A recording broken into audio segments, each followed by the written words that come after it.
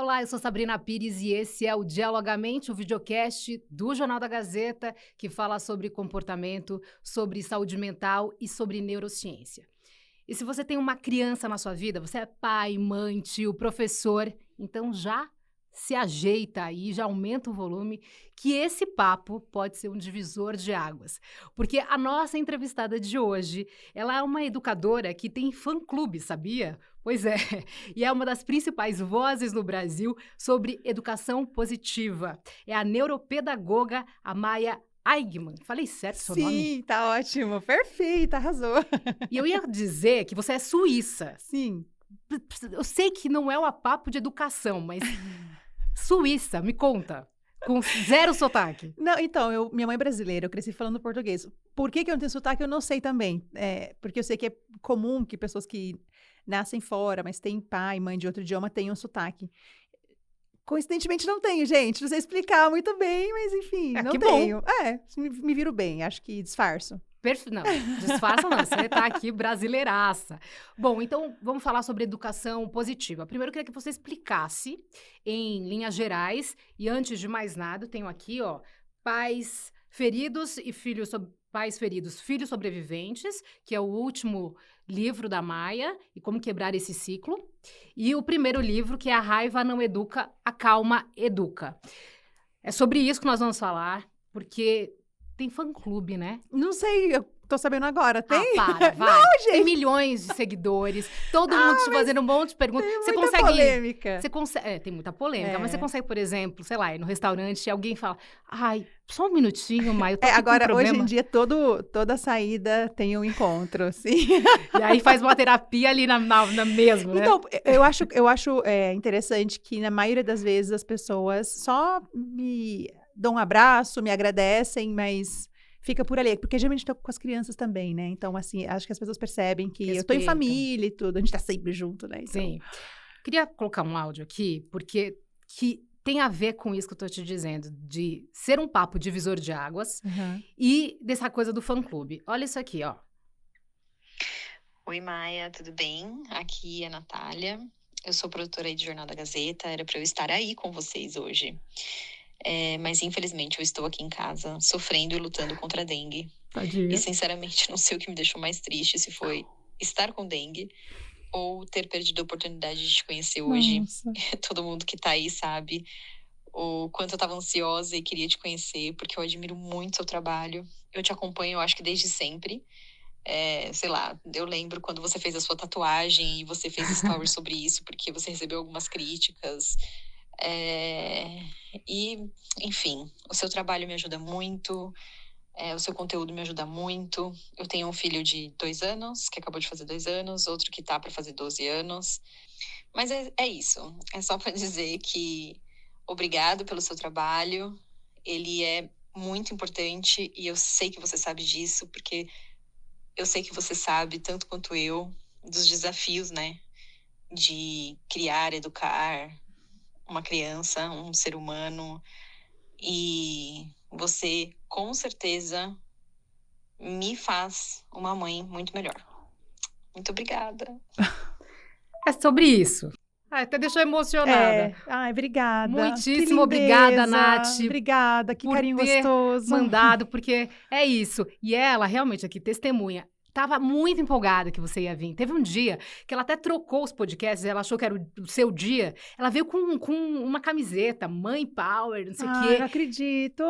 Poxa vida, né? Por isso que eu falei, não, Nath, você estará presente. Sim. De alguma forma. Tá aqui. Obrigada pelo carinho. Muito, muito obrigada, de verdade. E é isso, é uma coisa genuína que você percebe que faz diferença, né? E eu não só ouvi isso da Natália, eu já ouvi de muitas outras pessoas. Ai, gente, obrigada, nossa. Não, é verdade, aqui não é um puxa-saquismo, não. É porque Obrigada. Eu acho que faz diferença, porque é um grande desafio. Sim. E aí eu trago um pouco, que eu ia te perguntar, né? Explicar o que é educação positiva. Porque, obviamente, falando que eu ia te entrevistar, eu tava com o seu livro e tal. E aí, na minha família, bom, papo, né, de família, assim. E aí começa que, mas isso é muito mimimi.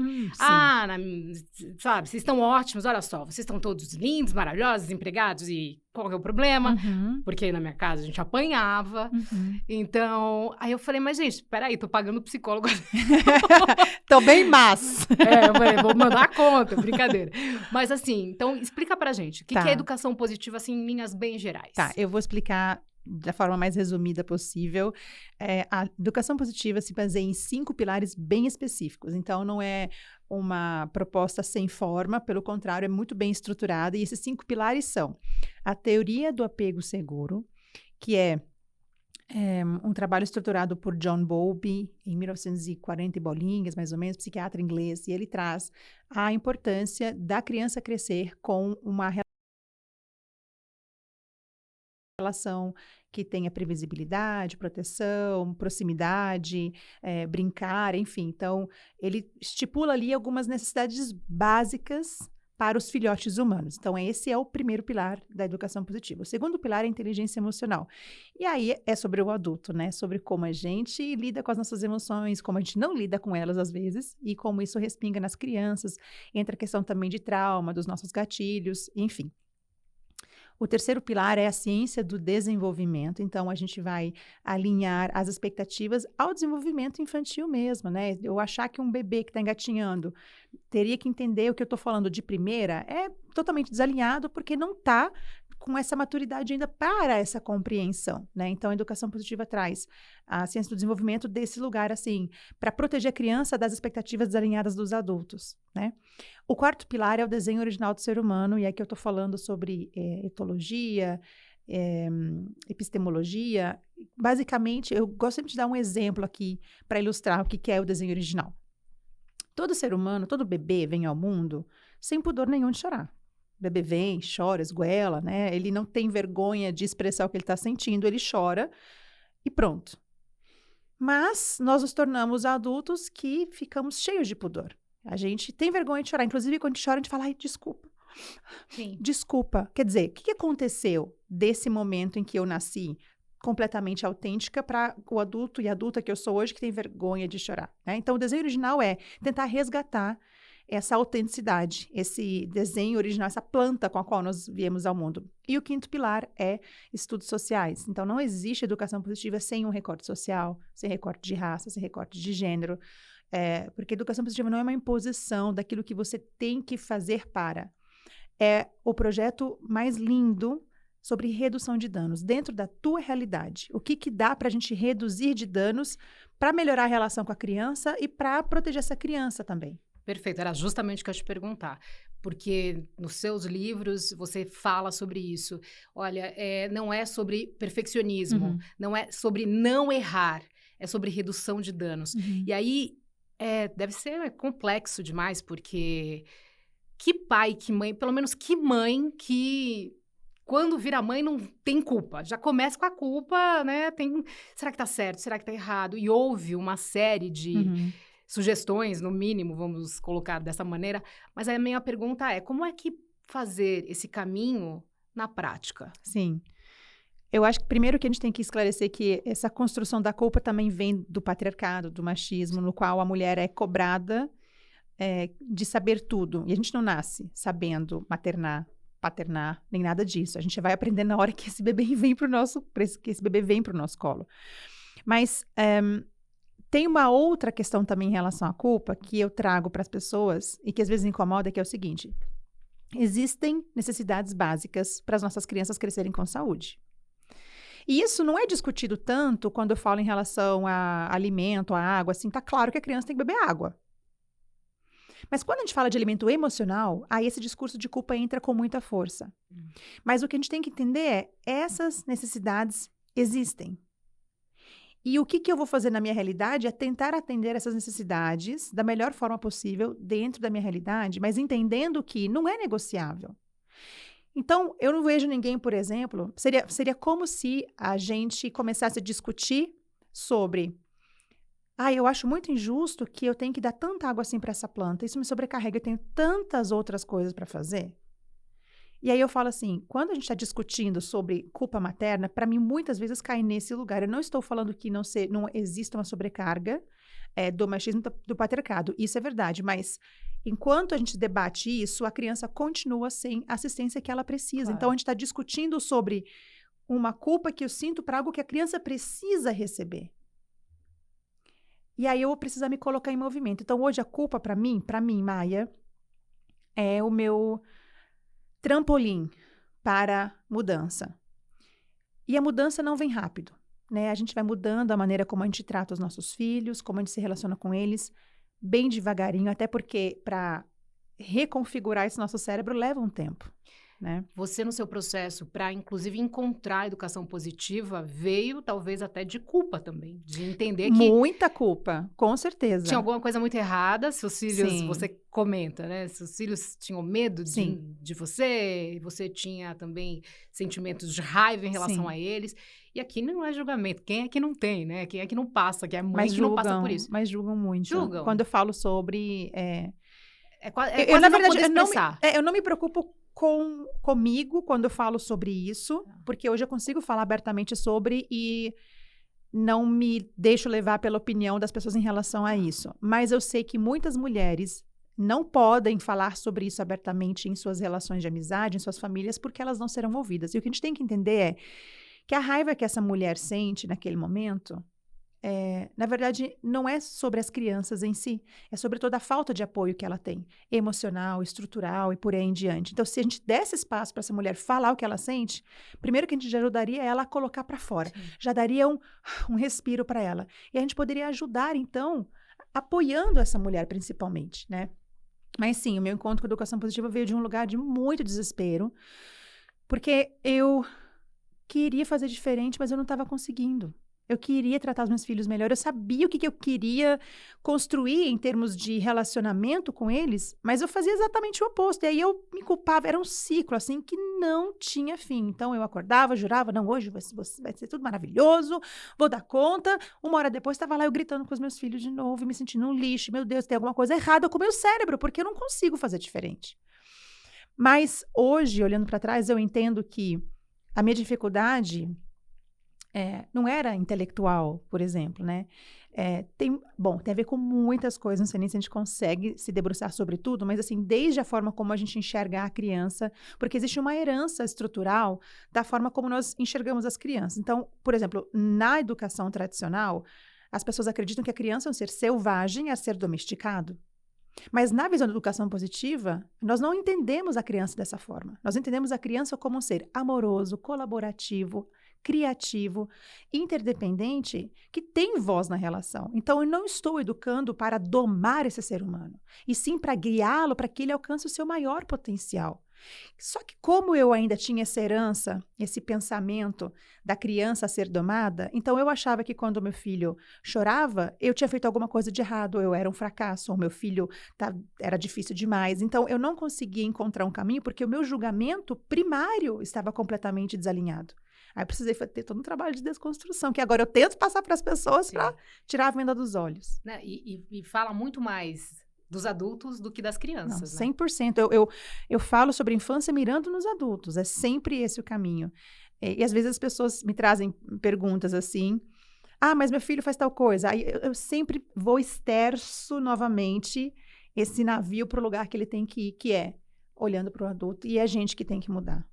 Só que às vezes não dá tempo, né? Assim, a criança tá lá, né? Já existe, tá acontecendo a situação e assim, para se resolver. Sim. Né? E como diz aqui, só a capa do seu livro já diz muito, né? Como quebrar esse ciclo. Uhum. E na conversa que eu tava te contando da minha família, falando sobre isso, eu falei, gente, mas quando você vai pra prática, você identifica todas essas feridas. Então, assim, eu identifico que a violência tá em mim. Uhum. Então, de falar com todo o amor do mundo, mas é uma repetição, porque é o seu padrão, é como você entendeu o amor e a proteção. Uhum. Então, é natural que você, de alguma maneira, não batendo, obviamente, até porque seria um crime hoje, mas assim, existe o padrão Sim. de um caminho que você precisa construir na mente, no cérebro, na sinapse, para mudar. E até fisiologicamente, assim, hoje com a teoria polivagal, que é uma área maravilhosa que trabalha a questão do sistema nervoso e como a gente prospera quando a gente se sente seguro. E a maioria de nós não está nesse estado emocional. A verdade é que está todo mundo muito no estado de sobrevivência. Então, nós temos 2 desafios. Nós temos o desafio a longo prazo, no qual eu quero me comprometer com algo mais respeitoso, mas eu tenho o desafio presente, que são os comportamentos, às vezes, desafiadores. E a gente vai ter que meio que andar nesses 2 caminhos ao mesmo tempo, exercendo compaixão consigo mesmo, porque não vai ser da noite para o dia. E essa é uma coisa que eu falo muito para os meus alunos. Eu tenho um curso chamado Criando Relações Respeitosas e eu falo para eles ao longo do curso todo. Eu sei que com o conhecimento que vocês têm agora, que vocês estudaram aqui comigo, vocês podem se cobrar muito. Então, lembrem-se que bom que vocês têm esse conhecimento para fazer diferente e vocês são apenas humanos e vai levar tempo para mudar. Só que daqui a 6 meses você vai olhar para trás e falar assim, nossa, esse comportamento do meu filho não me gatilha mais. Que legal. E é isso que a gente vai comemorar. Essa redução de danos. Porque tem toda uma vida pela frente. Tem tanta vida pela frente para a gente poder fazer melhor. Então, a redução de danos não vai acontecer só agora, nesse momento, na relação com meu filho. Vai acontecer ao longo dos anos. Vai acontecer se os meus filhos tiverem filhos, eu posso ser redutora de danos com os meus netos. Então, tem muita vida pela frente. Eu fico emocionada ao falar sobre isso, porque eu acho que, para mim, a educação positiva me traz muita esperança do que pode ser feito. Sim, você fica emocionada mesmo, né? Mas é muito curioso ouvir você falando, porque eu, ao mesmo tempo que vejo e completamente conectado no que você está dizendo, também, e aí as polêmicas que chegam mas você não está criando uma criança para o mundo. Ah, tá, sim. Uma criança que vai aguentar, porque o mundo não é fofo. Sim. Não é bonzinho, nem respeitoso. Uhum. E você está fazendo o quê? Criando uma poliana. Um alienado, né? Sim, fracote. Sim. Ainda mais por causa do machismo, se trata de um menino. Sim. Então, te pergunto, como responder isso? Sim. Existe uma ideia social de que a força está em você nunca sucumbir a nada, né? De que você dá conta de tudo. E a verdade é que pela aparência podemos até achar que a pessoa está dando conta de tudo, mas se a gente for medir o cortisol, provavelmente claramente está lá nas nuvens, né? O que é resiliência? Resiliência é a habilidade de passar por frustrações e conseguir voltar a teu estado de segurança. Tá. Então, o meu filho não precisa dar conta de tudo sem nunca sentir vulnerabilidade. Ele tem que aprender que ele vai fazer escolhas de pessoas para estarem do lado dele, que quando ele precisar, ele vai ter quem acolha. Porque nós somos mamíferos, somos sociais, esse negócio de sou independente não existe, não funciona pra gente. E quando eu ensino para o meu filho, quando eu sou dura com meu filho, com minha filha, porque o mundo é duro, o que meu filho aprende é que nem dentro de casa ele pode ser acolhido. Ele aprende abandono. Ele não aprende resiliência. Resiliência eu aprendo quando eu tenho um desafio, por exemplo, uma criança tem um desafio na escola, mas chega em casa, a mãe e o pai estão ali para apoiá-lo nesse processo. É assim que ele volta a se sentir seguro. E é através dessa experiência que ele desenvolve resiliência. A resiliência vem quando eu passo por uma coisa difícil, quando criança, tenho suporte para sustentar essa experiência e consigo ultrapassar essa frustração. É assim. Então, essa ideia de vamos ser duros porque o mundo é duro, só ensina os nossos filhos que eles não têm com quem contar. E quando eles forem grandes, eles que não contem com alguém. Porque o mundo é assim, cada um por si só. Não precisa ser assim. Não precisa ser dolorido, Não né? precisa. Não é pela dor que a gente aprende, é pelo amor. Nossa, é que eu tento que não seja uma terapia, né? Que não seja um divã. Mas é que eu tô te ouvindo, eu tô ouvindo a minha avó falar assim, quem manda aqui sou eu. Sim. Quem manda aqui sou eu. E ela tinha um orgulho de que aqui na minha casa, esses daqui me respeitam. Uhum. E aí, minha mãe e meu pai falavam, claro, na sua casa, suas regras. E aí, mas eu lembro, assim, e eu acho que também é uma coisa geracional, por isso que talvez seja a esperança, esse é o termo que você usou, né? Estamos num caminho da possibilidade de mudança real. Bem lento, bem devagar. É assim, eu me agarro nessa quase que fantasia de que a gente vai conseguir um dia chegar lá. Eu ainda acho que a gente está muito longe do que eu gostaria, mas eu me agarro nessa esperança de que em algum momento vai se tornar isso, de que seja mais generalizado realmente. Enquanto isso não acontece, eu foco em fazer o melhor com as minhas crianças, esse é o meu principal, e espalhar essa informação para quem tiver vontade de escutar. E tem bastante gente querendo, né? Tem. Podia ser mais. Mas eu não digo nem em termos, assim, número de seguidores. Não Claro, é nem nesse entendo. sentido, assim. Eu queria poder encontrar muito mais gente que quando você chega e fala educação positiva, ela já... Ah, claro, aqui em casa também. Eu queria muito ter mais contatos assim. Mas, enfim. Mais uma para você responder, que é sobre, do mesmo jeito que existe a coisa, né, de que você não está preparando uma pessoa para o mundo, que o mundo não é legal e você não vai calibrar a sua criança para isso, Uhum. sobre, então você está criando um reizinho, um dono do mundo, Sim. um tremendo narcisista que vai achar que é tudo sobre ele. Sim, gente, quão frágeis somos nós adultos de acharmos que os nossos filhotes querem nos subjugar, né? Assim... Então, isso parte daquela ideia de que a criança é selvagem e tem que ser domada, porque se ela não for domada, ela vai acabar com a tua casa, né? Com a tua casa em termos emocionais, enfim, né? Nesse sentido. Exatamente, nossa. Eu me inspiro muito no mundo dos mamíferos para esse tipo de situação, porque é maravilhoso como mães mamíferas de outras espécies sem serem humanas, muitas humanas também, mas enfim... sei lá, você assiste um vídeo de uma mãe panda, de uma ursa panda, de uma gata panda, de uma cachorrinha, sabe, mãe. A maneira como elas, assim, lidam tranquilamente com as birras dos próprios filhotes, porque eles fazem também. Eles têm seus momentos de raiva, os filhotes de outras espécies. E as mães estão ali, continuam comendo, tá ali tranquila. Eu me inspiro muito nisso, porque o que nós fazemos com os nossos filhotes é colocá-los num lugar de tanta malícia, de tanta maldade premeditada, que é uma coisa que as crianças nem dão conta de fazer. Ah, não, mas eu já vi criança que manipula. Aí eu te explico. Essa é a dinâmica que os adultos instalaram na relação com as próprias crianças. A criança não nasce manipuladora. A criança não tem a intenção de manipular. O que ela precisa é de conexão. E isso está embutido na nossa espécie, nos mamíferos como um todo.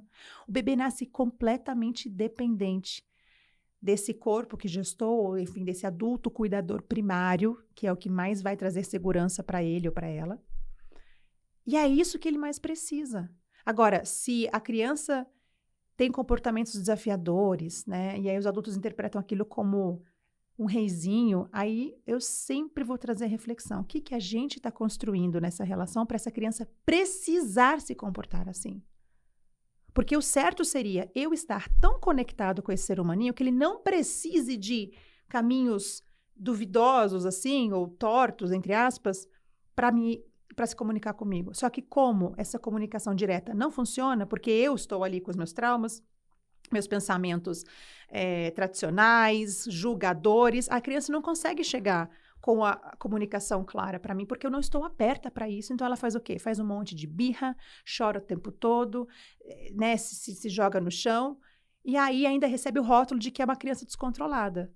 Mas a verdade é que eu não estou enxergando esse ser humaninho de verdade. Então, sim, o que eu estou querendo dizer é que quando a criança está tendo reações tempestivas o tempo todo, isso diz a respeito da relação que estamos construindo com ela.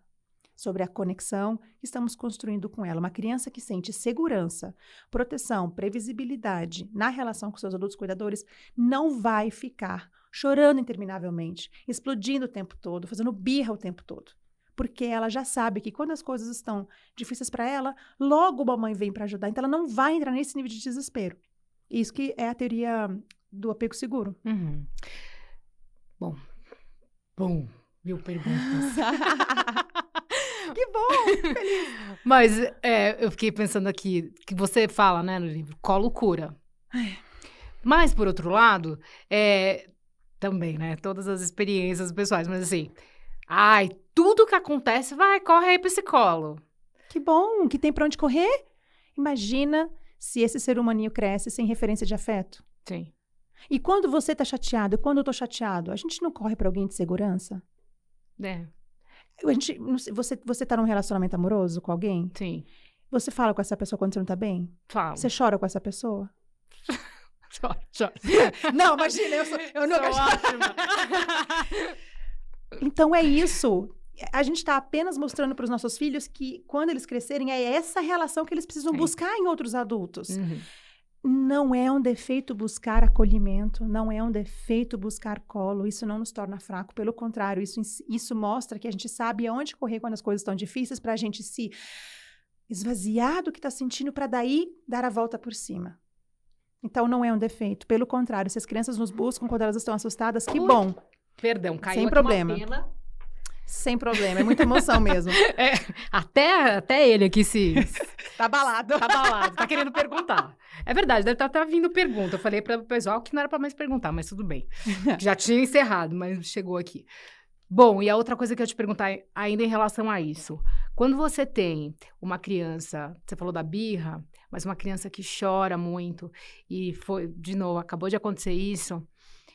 No caso, foi minha sobrinha, e ela tá começando a falar ainda, ela não tem nem 2 anos, só que ela não toma remédio de jeito nenhum. Tá. E aí, eu vi a cara do meu irmão, assim, esgotado. Eu falei, você tá cansado, você tá precisando de ajuda, né? É que bom que você perguntou isso. Aí eu falei, ele falou, mas eu já não sei mais o que fazer, sabe? Porque ela não toma. Eu falei, Ivan...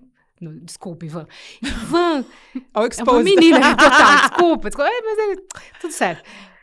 Aí eu falei, ele falou, mas eu não sei mais o que eu faço. Sim. Aí eu vejo que é um pouco do que você estava dizendo, da frustração, da culpa. Ele falou, mas eu já não sei mais. Sim. E assim, me dá um super orgulho ver meu irmão como um super pai. De verdade, eu falo, sim, nossa, a gente brigou a vida inteira, mas eu te vejo como pai, que lindo. Dá um orgulho. Sim. Mas aí, assim, ele falando, não sei mais o que eu faço, eu tenho que correr para o hospital. Uhum. Então, tipo, tá fazendo um puxadinho no hospital, de tanto que vai. Sim.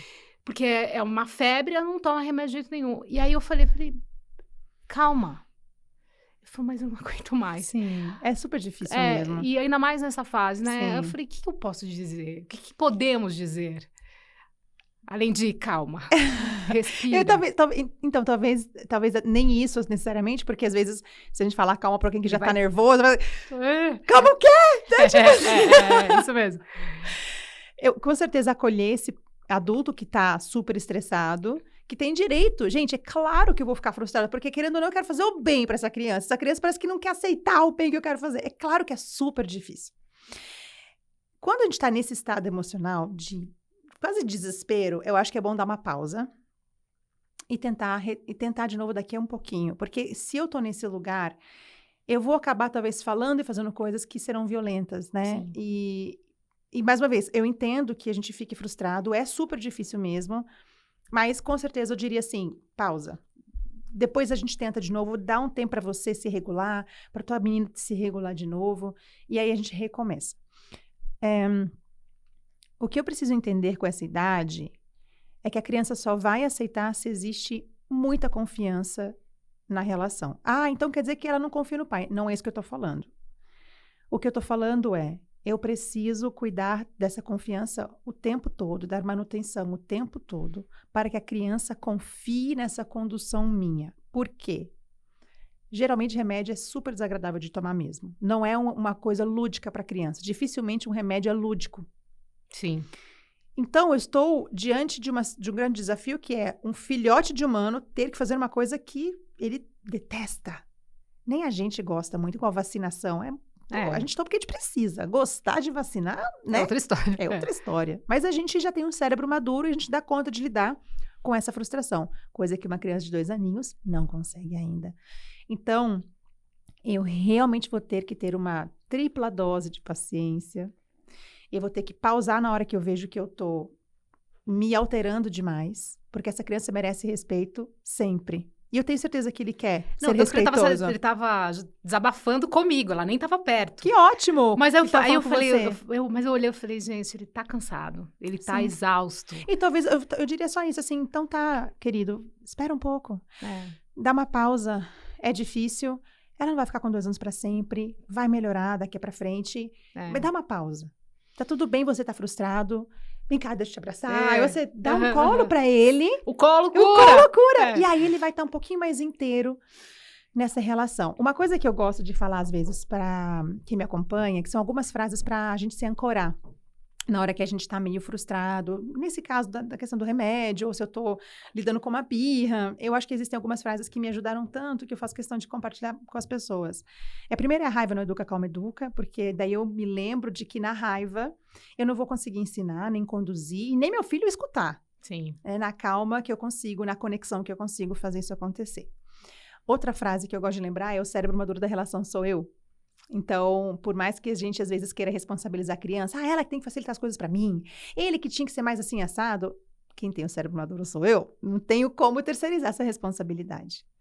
E a terceira frase, que é para mim a mais forte, é muito fácil, confortável e conveniente tratar bem e amar meus filhos apenas quando eles são bonzinhos. É justamente na hora que tá difícil que eu preciso provar para eles que eu tô do lado pro que deve é. Tratar bem, quando eles são legais, tá muito fácil, né? Sim. Mas qual relação entre adultos funcionaria dessa forma? Onde eu trato alguém bem apenas quando essa pessoa é legal comigo? Que casamento se sustentaria dessa forma? Exato. Nenhum, né? Olha, no seu livro, você fala o seguinte, e é isso que eu queria... Você elabora, porque você diz que criança entende que se for maltratada por muito tempo, ela vai entender que ela fez por merecer. Uhum. O que é Tá. isso? Tem uma frase que eu coloco em um dos 2 livros, agora eu não lembro qual, que é uma frase de uma terapeuta espanhola, Ivone Laborda, que é o seguinte: quando vivemos criticando os nossos filhos, eles não deixam de nos amar. Eles deixam de amar a si próprios. Então, é exatamente isso. É essa dinâmica que ocorre porque a criança não consegue projetar a raiva contra os próprios pais. Afinal, eles são a fonte de vida, né? E aqui eu tô falando em termos, assim, emocionais mesmo. Na teoria do apego, a criança, ela se envolve emocionalmente com esses cuidadores porque eles são literalmente a sobrevivência dele, né? Dessa criança. Não tem opção de eu viver, de eu existir sem esses adultos. Então, eu não vou projetar contra eles, porque isso coloca em risco a relação. Então, eu projeto contra mim mesmo, contra mim mesma. Como criança, ou como adulto também, porque tem muito adulto que até hoje se sente responsável pela felicidade de pai e mãe. Eu não tô falando que a gente não possa vê-los bem. Eu digo de um lugar assim: só sirvo se sou o filho que faz meu pai e minha mãe feliz, né? E aí já a gente percebe que é um peso insustentável. Imagina para um adulto, agora para uma criança, né? Totalmente. Mais uma aspas. Não, eu acho que você respondeu. Que, na verdade, está explicado pela ciência, né? Aliás, que é uma das coisas que eu ia te falar, né? Sim. Não é só uma... Não é achismo. Não é achismo. Não. Tem ciência por trás disso, né?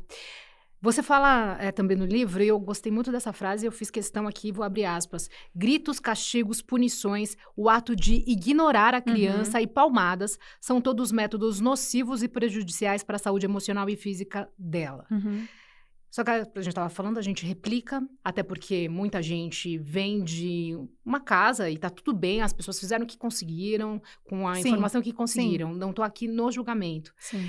Mas... E é difícil também você pedir para uma pessoa muito mais velha que ela reconheça que aquilo não era amor. Não, E você não precisa, sabia? Não precisa. Até porque... Pra quê? Você já faz o teu com os teus faz o teu, agora. Perfeito, né? Perfeito. Então, mas... E aí eu fico muitas vezes pensando, né? Como quebrar esse ciclo, que é tudo que a gente tem falado.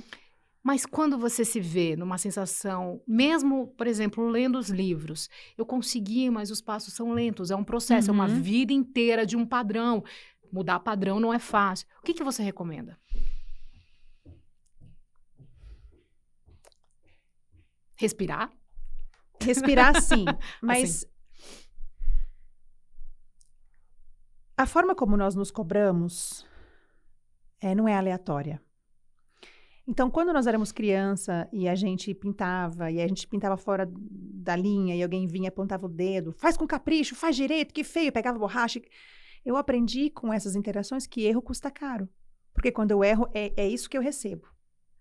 Se eu sujava minha roupa, se eu derramasse um copo e aí vinha uma tempestade emocional, e quando eu falo de tempestade emocional são essas reações aí, desde uma coisa mais simples como apenas uma repreensão muito ríspida até uma palmada, né? Isso tudo é um aprendizado para a criança, mas o aprendizado que ela tem não é de fazer melhor. O aprendizado que ela tem Eu não posso errar de jeito nenhum, porque se eu erro, eu pago um preço muito alto. Então, a maneira como nós nos cobramos hoje também em relação à maternidade, em relação à paternidade, já falei sobre machismo estrutural em relação a isso, o patriarcado, mas também olhando para dentro, a forma como nós nos cobramos vem dessa educação. Completamente. E aí, o que eu preciso começar a fazer? E, assim, não é um processo fácil, mas a gente vai dando um passinho de cada vez, que é o seguinte, toda vez que eu ouço essas vozes me acusando, que a gente quase entra num processo de autoflagelação, né? Olha, eu sou péssima, a gente fica... Não precisa nem alguém bater na gente, nós estamos se batendo nós mesmos, né? Piores inimigos, exatamente, nós mesmos. Né? Exatamente. Então, nessa hora eu preciso fazer um esforço de falar assim, essas vozes que eu ouço, eu não nasci pensando assim sobre mim. Eu não vim ao mundo com esse julgamento em relação a mim, eu aprendi a me julgar assim, e eu posso, um passinho de cada vez, ir contra e me convencer de que isso não é verdade. Tem um trecho, será que dá tempo? 5 minutos para contar. Sim. Tem um trecho de um filme do Indiana Jones, que é... Ó, a pessoa já declarando a idade dela aqui. Isso. Que é aquele filme onde ele vai buscar o Santo Graal. Não tô lembrada do nome do filme. Mas no final, quase no final do filme, ele tá lá, ele passa por uma caverna com a equipe dele. Essa caverna, sabe quando você pisa numa pedra e sai faca? É bem, né, Hollywood, assim. Mas a questão é, o pai dele tá no chão, foi ferido ali de alguma forma, e o Santo Graal é a única coisa que poderia salvar o pai também. E aí ele tá lá, o Indiana Jones, à beira de um precipício. E ele só consegue chegar no Santo Graal do outro lado do precipício, onde tem uma abertura de uma caverna ali. E aí ele vê o mapa, e o mapa fala assim, você tem que dar um passo de fé. Ele fica assim, um passo de fé aonde? Porque não tem nada ali na frente dele, né? E aí a cena vai fechando nele, ele suando, e aquela música. E aí, de repente, ele fecha os olhos, e ele dá um passo para frente e cai em cima de uma ponte que era invisível, mas conforme a câmera muda de posição, você consegue visualizar a ponte.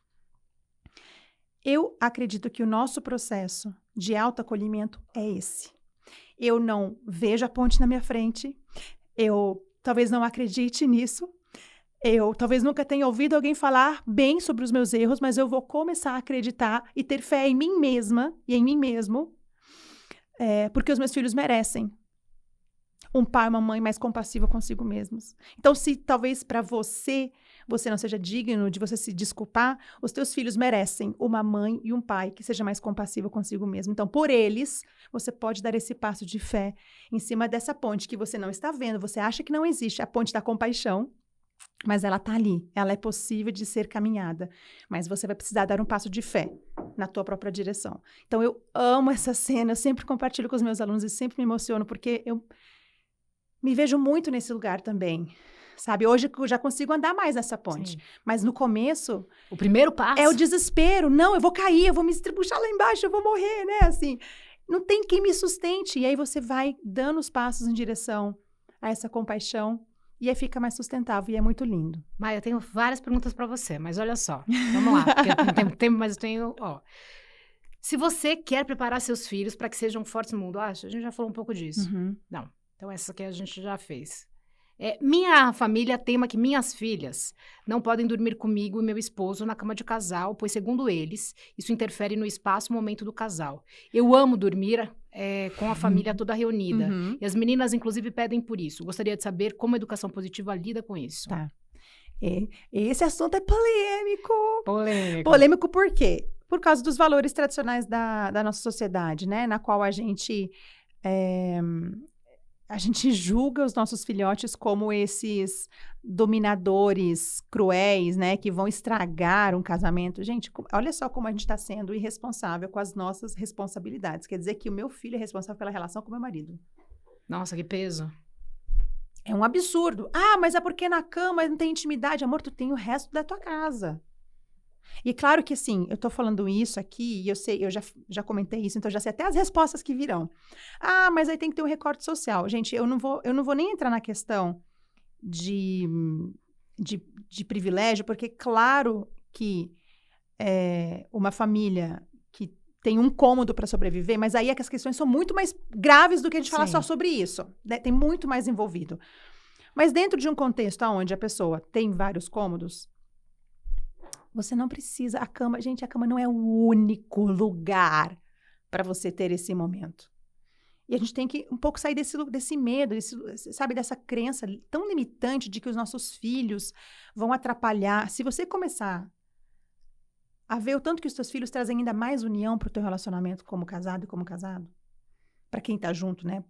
Enfim. Mas o meu marido e eu, a gente olha e fala assim, cara, os nossos filhos são os que mais nos unem. São aqueles que mais alimentam essa família, os que mais nos trazem essa união. Então, não precisa ter medo. Porque vai gerar dependência emocional. Quanto mais dependente a criança for na infância, mais autonomia ela tem na fase adulta. É inversamente proporcional. Quanto mais a criança é colocada para sobreviver sozinha, mais dependência emocional ela desenvolve na fase adulta, porque ela nunca recebeu o colo que ela precisava.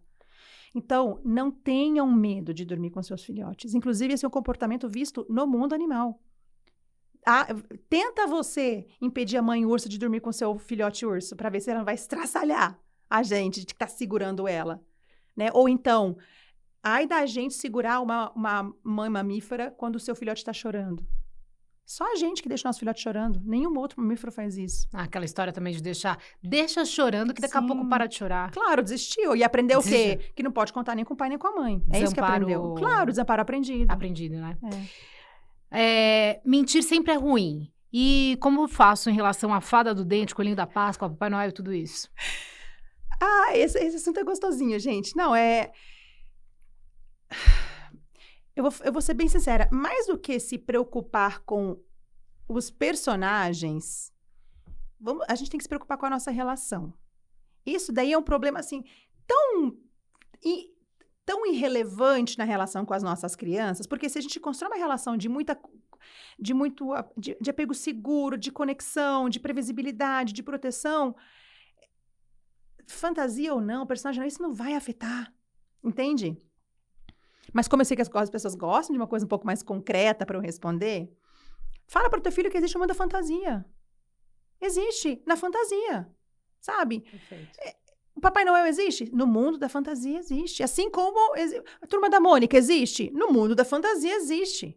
É a mesma coisa, não muda, gente, assim, a relação que a gente tem com esses personagens. Então, eu falo sempre desse lugar. Inclusive, eu explico para os meus filhos, assim, que existe na fantasia, que não é um personagem real, mas que a gente não pode obrigar o outro a acreditar como nós acreditamos. Porque eu sei que tem muita criança da idade dos meus filhos que acredita em Papai Noel de verdade, como se ele realmente fosse um ser real. Uhum.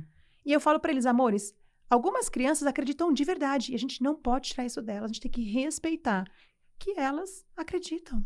E essa é uma coisa que eu também ensino para eles, né? Não adianta eles serem invasivos também, né? A pergunta que veio agora é: qual a participação dos avós com os netos sem interferir ou ter problemas, né? Assim, de ideias muito diferentes nas orientações dos próprios pais? Depende da dinâmica. Você está dizendo que os avós são respeitosos e os pais não são, por exemplo? Depende. Na verdade, orientações. Eu vou aqui, eu acho que não é o caso, mas vou dar um exemplo. Tá. Eu, desde pequena, não queria comer carne. Uhum. Então, dentro da minha casa, era difícil, mas havia algum tipo de ok. Uhum. Claro, faz muitos anos isso. Mas na casa da minha avó, não tinha papo não. É o que tem, tá bom. por exemplo. Então, aí a gente está se preocupando mais em conservar os adultos do que a criança, que é a mais vulnerável, né? Então, assim, o foco não é ver... tem muita disputa também em relação a isso. O avô, a avó que manda, o pai que... Isso. Não é sobre vocês, amores, é sobre o filhote. Ele que tem que estar se sentindo amparado, protegido, seguro. Então, assim, a gente tem que deixar um pouquinho esse nosso ego de lado para acolher o mais vulnerável na situação, entendeu? Então, não é sobre o pai tá certo, a avó tá certa. Como é que esse filhote tá? Como é que ele se sente? E aí, se a gente direciona a nossa energia para todo mundo olhar para essa criança, a gente vai estar trabalhando a favor dela. Isso, o maior presente que a gente pode dar para um filhote é isso. Uma família que está ali preocupada com o bem-estar dele ou dela. Sim, é isso. Essa aqui, eu sei que tem pouco tempo, mas vamos lá. Na hora do banho, as crianças tomam banho junto conosco, porque é mais divertido e otimiza nossas tarefas. Sim. Mas me dizem que não é positivo deixar meu esposo nu com minhas filhas. Ai, gente. Existe um limite de idade para isso, dentro da educação positiva? De idade. Sim, de idade. O limite é quando a criança chegar e falar, não quero mais. A criança vai falar. Exatamente. Essa é uma crença muito também enraizada no tradicional, assim, né? Como se isso fosse, de alguma forma, deturpar a criança. Mas a nudez precisa ser naturalizada, sabe? E eles vão fazer perguntas super engraçadas. Então, e isso é tão maravilhoso, uma criança que cresce com educação sexual, na qual a gente fala abertamente sobre os órgãos genitais, e a gente explica a diferença, e as crianças vão falar coisas. Por que você tem um rabo na frente, papai? E aí vai explicar a diferença, e vai dar os nomes corretos para as coisas. Mas aí a gente esbarra no quê? No nosso tabu, nos nossos medos. Só que se eu não me esclareço em relação a isso, eu passo para frente. E eu passo repressão para frente, Lógico. e não liberdade, né? Mas eu sei que nosso tempo acabou. Mas eu tinha feito eu estava lendo um outro livro, porque eu tenho esse problema, eu vou vendo várias coisas. E me chamou a atenção, eu falei, vou perguntar para a Maia. É mais em relação a adolescentes. Mas eu acho que crianças também já existe essa preocupação das telas. Uhum. Claro, as telas em geral, né? Dependendo da fase, uma preocupação diferente. Uhum. Mas era um livro sobre jihadistas e as crianças que são, os jovens que são cooptados. Sim. Então, em nome dele ter uma importância, então ele topa tudo e faz sentido vai matar. Faz sentido esse discurso. Tem um livro, eu não vou lembrar o nome em português. Eu não gosto de ser elitista dessas... eu só falo os títulos em inglês, mas eu realmente não lembro. Mas quem quiser procurar, o inglês é Hold On to Your Kids, de Gordon Neufeld e Gabor Mate. Coloca no Google que vai aparecer em português. É ótimo. Ele é professor da minha escola. Já gravei aula com ele, maravilhoso. Agora você humilhou, mentira. Não, ele é tudo e muito mais. Maravilhoso. Enfim. E aí, nesse livro, eles falam exatamente sobre essa questão de conexão. Se eu não consigo providenciar, e a gente está falando sobre isso desde o começo do episódio, se eu não consigo providenciar essa conexão, esse pertencimento, o meu filho vai buscar, porque está na nossa espécie. Eu sou mamífero e eu me uno a outros. Se eu não estiver disponível, meu filho vai se unir a quem chegar. Então, é sobre isso. Se a criança tem aonde estar ancorada, ela não vai se ludibriar com esses discursos, porque ela tem com quem conversar sobre isso, ela vai desconfiar, entende? Então, a gente às vezes até terceiriza, porque são eles, é a tela, tararã. Mas a gente não consegue ainda olhar para o que eu estou fazendo no dia a dia com meu filho. Né? Então, enfim, telas é um assunto para mais um episódio, assim, sabe? Mas é desse lugar que eu quero responder, assim. A criança vai cair nessa conversa se ela não tem quem ancore aqui na vida real. Sim. É aí. O pertencimento, o colo, tudo isso que a gente falou, né? Bom, então, para encerrar, e aí você toma sua água tranquila e dá uma olhada aqui na minha farmacinha. Não, eu achei a coisa mais linda. Porque a gente escolhe cada dia pra gente falar do nosso papo, do que a gente gostaria de distribuir. A gente gostaria de distribuir todos, né? Que legal. Mas aí tem o Despertol, Alegrol, Buscopas, Gargalhal, Inspirina, Amorprazol. Porque é esse daqui que a gente precisa. E lembrando que amor e amar não é só um sentimento. Meu filho sabe, minha filha sabe, nossas crianças sabem se são amadas ou não, pela forma como nós as tratamos. Então, o que eu sinto aqui não significa nada para minha criança. O que ela sabe ser amor é a maneira como eu trato ela. E aí, o que a gente está fazendo, será, hein? Como é que a gente está tratando? Será que essa criança está crescendo sabendo que ela é amada? Então, maravilhoso. Eu amei, que legal. E é bom até que você tenha falado isso, porque, inclusive, tem uma figura no seu livro que fala, né? Que mostra assim, não adianta você sentir e não falar. Né? É muito importante que a gente diga, e não tenha vergonha de dizer eu te amo, e saber também dizer de outras formas o quanto aquela criança é importante, quanto você admira pela sua autenticidade, como, poxa, eu vim aqui, estava pensando em você, como essas frases impactam e podem... E até na hora que eu preciso colocar um limite, como que eu coloco? Eu não preciso humilhar minha criança. Eu não preciso constranger a minha criança quando eu coloco um limite. Eu não preciso fazer ela se sentir mal pelo erro dela. Até ali tá o meu amor. As pessoas falam, colocar limite é amor. Depende de como você faz isso. Porque se a criança é arrasada depois, ela não se sente amada. Como você faz? Exato. Como eu faço? Primeiro, eu me acalmo. Primeiro, eu cuido das minhas emoções, das minhas expectativas. Primeiro, eu avalio se eu não estou projetando alguma coisa neles ali. E aí eu conduzo, eu sempre sou muito honesta com eles. Eu queria dar um exemplo mais concreto, não sei se não tem tempo, mas... Pode dar. Enfim, quando, sei lá, se minha criança faz uma piada inadequada, eu falo, amor, não é respeitoso a gente falar assim sobre tal coisa, porque eu sempre preciso me preocupar como o outro se sente. E eu posso achar engraçado, mas o outro não. Então já não é engraçado mais. Só que, veja, meu filho só vai confiar no que eu tô falando, me dá ouvido, se existe uma relação de confiança construída. Porque senão realmente ele Vai rir. né? Exatamente. Então, o limite tem muito mais a ver com o trabalho prévio que eu faço do que com o que eu falo ali no momento de fato. E a intenção, né? A intenção de todos os envolvidos, e aí não só o pai e a mãe, mas os avós, as pessoas que estão ao redor, todo mundo na tentativa de verdade, de que a gente não quer filhos sobreviventes, a gente quer que eles tenham outros desafios na nossa idade, né? E que eles possam fazer uma transferência com padrões mais saudáveis. Sim. Acho que não tem como isso não ser uma prova de amor. Ai, não sim, é? Pronto. Maravilhoso. Maravilhoso. Maia, super obrigada. Fica o convite para uma próxima já, porque assunto não falta, eu né? amei estar aqui. Obrigada pela sua disponibilidade, a maneira como você esteve tão aberta para ouvir tudo que eu tinha para falar. Muito obrigada por isso mesmo. Então, até a próxima. O Dialogamente vai ficando por aqui. Eu tenho a ficha aqui. Deixa eu só mostrar o livro da Maia, tá? Porque eu acho que vocês vão querer ler. Pais feridos, filhos sobreviventes e como quebrar esse ciclo, inclusive com alguns exercícios, algumas propostas pra gente pensar, né? Sou eu ou a criança? A gente descobre que é tudo a gente. Ela tá falando, hein? Sou eu. E a raiva não educa, a calma educa. Isso também ajuda muito a tratar da gente. Aí quando a gente vê, é tudo consequência. Sim. Que a gente vai ficando melhor, a gente vai ficando mais calmo, pensando, poxa, isso transborda não só para o relacionamento com os filhos, mas no trabalho, no ônibus, sei lá, onde for, né? Sim. A gente... É uma filosofia de vida mesmo. Exato, você vai mudando. Então, lembrando aqui, Dialogamente está nas plataformas de áudio, a sua escolha, no YouTube do Jornal da Gazeta, os cortes dessa conversa, não perca no Instagram, a gente vai te marcar. Seu arroba, Maia? Maia, _ Eigman. Mas aí, gente, é só, escreve Maia com Y, _ vai aparecer. Não precisa preocupar em digitar todas as letras do meu sobrenome. Tá, mas assim, se você não souber, aqui no perfil vai estar o nome certinho da Maia. E aí, que não escreve como fala, que é Eigman. Isso. Então, lá, faz um cola lá. Então tá. Equipe do Dialogamente.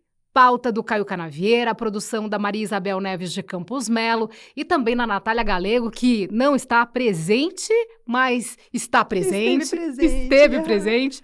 Também dos estagiários, o Guilherme Fonseca e a Fernanda Davi. A equipe técnica hoje é só você, né, Gi? Gisele Sartini e a gerente de jornalismo, a Valesca Quintela. Eu sou Sabrina Pires e eu desejo a você uma vida com mais calma, respeito e com muito amor para as crianças pequenas e grandes. Até a próxima, um beijo, tchau!